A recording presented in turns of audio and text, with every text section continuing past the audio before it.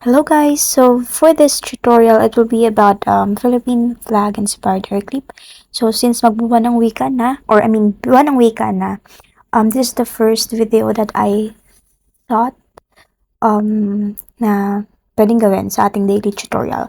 So of course, it's Philippine flag inspired, so you'll have to use white, yellow, red, and blue na colors ng satin ribbon. And yes, this is just regular satin ribbon. So, yung size nung yellow natin guys is 6 cm. And yan yung una nating itutupi. So, i-fold mo siya ng 3 ways like how I do it on the video. Tingnan yung mabuti, ganyan. And then, i-lock mo siya using your lighter or your alcohol lamp, whatever man kung ano ginagamit nyo. And may konting hole siya, so ayan, pinadaanan ko lang ng very light lang para para ma-fix yun. And, dun sa kabila is, baliktad nung, kabaliktaran nung ginawa mo dun sa dulo. So, kapag nabuo yan siya, yung, kunwari, yung sa left side, rough and then soft, ayun, parang ganyan, rough and then soft and rough, basta, ganon. Follow nyo yun and magagawa nyo. Pwede naman kayo gumamit actually ng tweezer kung hindi pa kayo sanay ng paso, pero yung kamay ko kasi sanay sa mga paso-paso. So, yan. Yung red and blue natin is 18 cm. So, guys, kapag i-arrange nyo yung hair clip nyo, whatever hair clip or whatever Philippine flag inspired gagamitin nyo, be careful. Make sure na blue muna yung sa itaas and red yung sa ibaba. Dahil kapag naging red yung sa itaas and then blue yung sa ibaba, nako, ibang usapan yun. Tigmaan yung guys. So, again be mindful. Okay, so dito, naglagay ako ng double-sided tape dahil feeling ko lang naman, mas secure siya kapag itatahi ko na. And, yun, yung ginawa, hindi ko na na-explain dahil dun sa adlib ko. But anyways, yeah, make sure kapag itutupi nyo siya guys, na mag-overlap siya. Ayan o. Diba, pinadaanan natin ng yung center. Kapag itutupi nyo na yan, make sure na mag-overlap yung both ends. Hindi siya like tugmang-tugma dun sa center. Bago nyo siya i-lock or kapag i-lock nyo na siya. Basta, kasi kapag tinahi nyo yan, tapos saktong-sakto dun sa center yung pagtupi nyo, yung both ends niyang is masisira agad yung ribbon nyo or hindi nyo siya malalock. Like, yan yun sinasabi ko. Ito yung center, pero hindi pa siya or may awang pa may konting space pa dun sa dulo nung end nung ribbon na yan. So, basta guys, hindi naman na siguro kayo maguhan. So, yan lang. And yeah, so tahiin na natin. Hindi ko na ipakita kung paano ko pinasok yung sinulid. Dahil haba pa to. Natagalan ako. Dahil malabo ng mata ko. But anyways, yan. So, i-lock nyo na siya.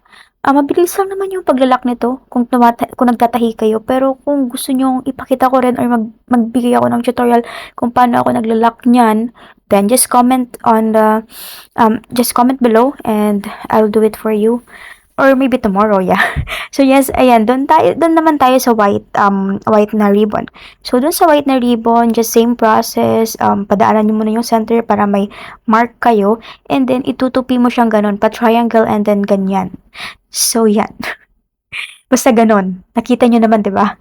Tapos i-lock niyo siya dun sa gilid using lighter. Hindi ko na napakita ba't nila ko yan using lighter. And tatahiin. So, ganun lang. Yung size pala nito is 16 cm. Nasabi ko na ba? O yan, basta 16 cm. Tapos, yan. Tahiin na mo yan, no? Tahiin nyo and then i-lock. And, gamit kayo ng glue para idikit siya dun sa ibabaw nung ating blue and red. Medyo dark nga yung blue ko dito kasi yun na lang yung natira kong satin ribbon. Naubos ko na sa roses. But yes, it will be, that's fine. Dahil inspired nga lang naman siya ng Philippine flag. So, yan. Kapag nalock nyo na yan, ang tagal naman ito, ayan, dinikit ko na siya using glue. And guys, yes, sa mga ribbon, ganyan, ang ginagamit ko lang is glue. Pero kapag ididikit ko na yung alligator clip, ang ginagamit ko na dyan is yung B7000 or E7000. Actually, B7000, marami nagtatanong kung para saan yung B7000. Mostly for gadgets siya. So, for example, cellphone, pagdidikit na kunwari yung sa gilid ng phone. Basta, more on gadget siya. Pero yung andito ko kasi yung B7000 kasi, yun yung una kong na-order. So, yung E7000, hindi pa nababawasan. So, ubusin na muna natin itong B7000. But yeah, E7000 mostly for, for fabric siya, mga beads, ganyan. Pero okay naman ang 7000, hindi naman ako nagkakaroon ng problema. Make sure lang na i-cure nyo muna siya, guys. Huwag nyo munang idikit. Like, di ba nalagay ko dun sa alligator clip. Maghintay muna ako mga 3 seconds or i-blow nyo muna siya. Mga 3 to 5 seconds bago nyo siya ididikit dun sa ribbon. Para kumapit siya. And kapag nagkapit naman na yan, guys, mapusog. Strong na yan siya. Ayan, so yan, idikit nyo na yung yellow ribbon dyan. And pwede naman na kayong maglagay ng centerpiece dito. Actually, hindi ko na nalagay dito sa video, but ayan, i-overlay ko na lang. Ayan, meron akong nagawa na may centerpiece. So that's it. Thank you for watching until the end, and see you tomorrow for our daily tutorial. Bye!